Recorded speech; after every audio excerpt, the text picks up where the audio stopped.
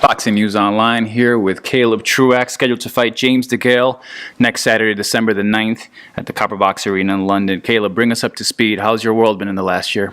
It's been good. I have a almost 2-year-old daughter, and she's been taking up most of my time. Just been training and focusing on her basically. And had a fight in August, and now this one here in December. So it's basically what I've been doing for the past year. Now, is this a fight you were pursuing, the one against James DeGale? No, actually, there was talk of me fighting Chavez Jr. And after that fight in August, I wanted to get one more in before the year was up. And they were kind of pursuing that one a little bit, and it didn't come to. And the fight with DeGale presented itself, and it was too good to pass up an opportunity at a title. So jumped all over it, and here we are. Big trip across the pond that you and Coach will be taking. Are you concerned at all about the time difference, the adjustment, difference in the crowd? Obviously, it's going to be a pro DeGale crowd up in London. How do you feel about that opportunity and what you're going to encounter? I'm excited, man. I know British boxing fans are some of the best in the world. They're knowledgeable. They know the sport, and they get kind of crazy behind their guy. It'll be different to have everybody else cheering against me. I'm usually the crowd favorite here, or I'm always a crowd favorite here in Minnesota, but. I'm excited, man. All my team has been over there a bunch of times with Joey Abel and Carson Jones, and they all they know what to expect, and have kind of filled me in on what to expect as far as the flight and the time change and how much time we're going to need to get ready to be at our best. So I'm looking forward to it. What are your thoughts on your opponent? What do you know of him? And bring us up to speed. Tell us what things you might be doing differently at this camp compared to others.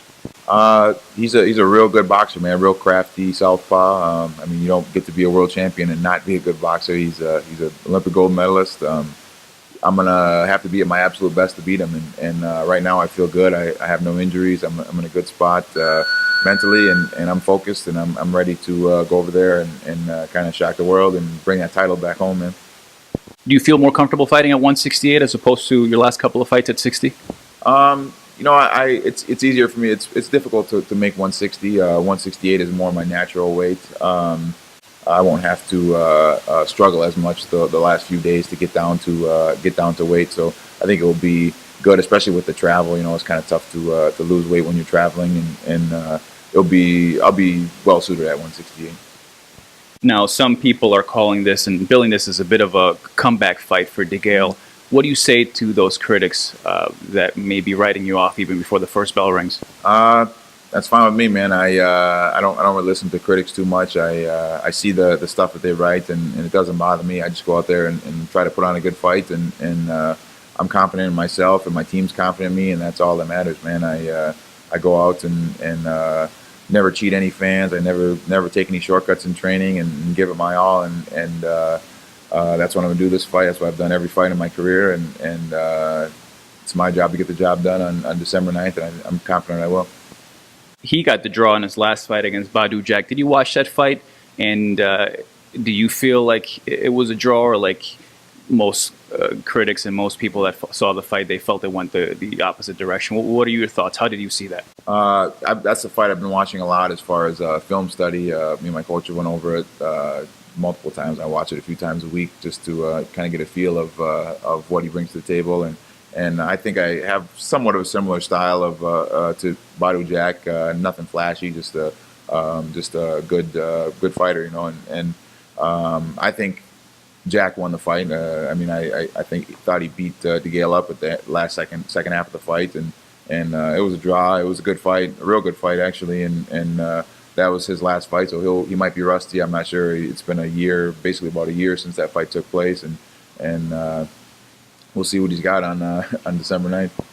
Do you feel like this is a must-win fight for you, a bit of a crossroads battle?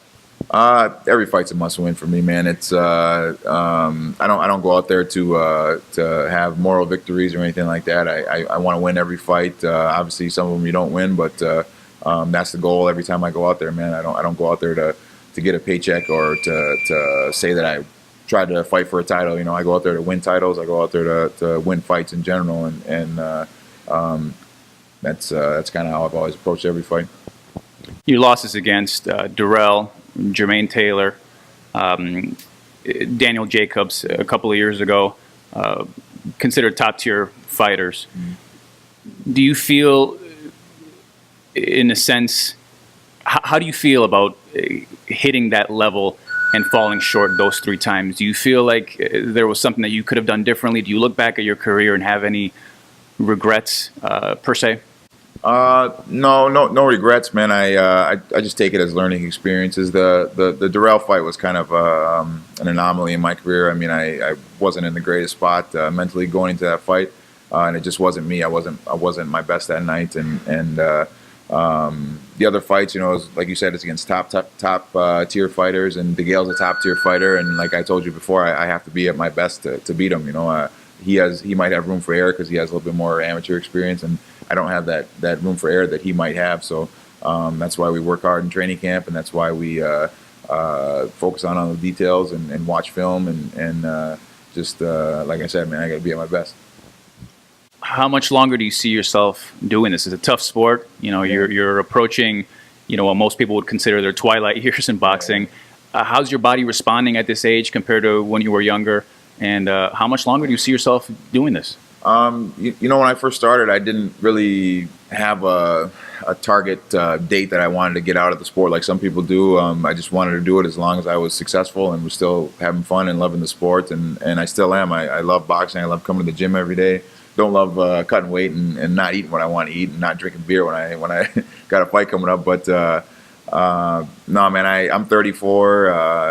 I don't know. I see myself in it at least a few more years, as long as I'm successful and as long as everything health-wise goes as it should. And I've been lucky so far that I haven't had any serious injuries or any setbacks as far as health goes. And knock on wood, if that doesn't happen, I'm going to keep on boxing as long as I feel I can compete and be successful. You actually look healthier a week from camp compared to the last few times that we've spoken to you. Yeah. Do you feel that, again, you talked a little bit about your weight. How are you a week out from fight night compared to your previous experiences a week out? Well, I remember when you were here when I fought Donovan George, I was struggling a lot to make weight that fight. I think that fight was at 164 or 163 or something like that. And this time I feel good, man. I'm going to be over there. We leave Sunday, and I won't have hardly any weight to lose at all, man. So I'll be able to relax and just work on getting healthy and being fresh for the fight. I won't have to grind and lose those last however many pounds when I need to get down to 160 or 163 or whatever I was fighting at. So I feel good, man. Camps went great. I don't have any injuries. Obviously, everybody's banged up before a fight, but to a certain extent. But nothing that's serious that's going to bother me. And like I said, I'm in a good spot mentally and confident I can get the job done.